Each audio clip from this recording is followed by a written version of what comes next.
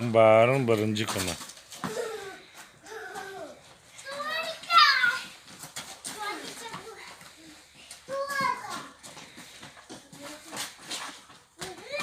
Ого, Герихан гол urdu. Maşallah.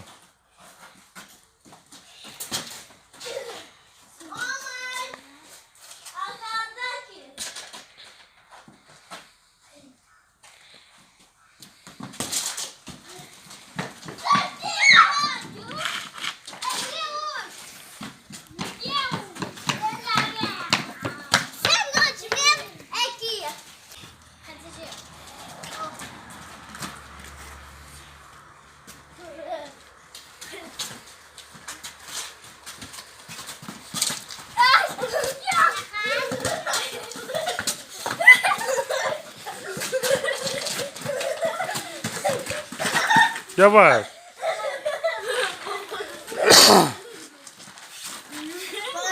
Anan aytı kurtkalar kırlanıyorsun.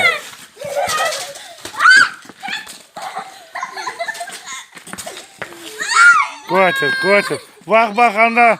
Bak çiçekler çıkay. Bak beyaz çiçekler.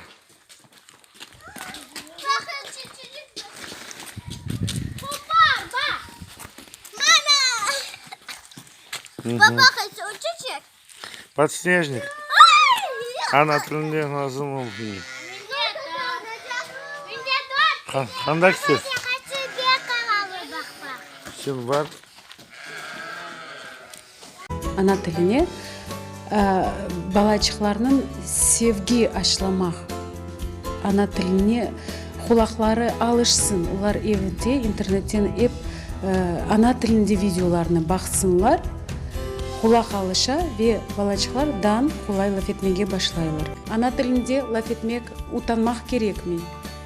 Bu Kırım Tatar tilinin bütün şiveleri o bizim tilimizin baylağı.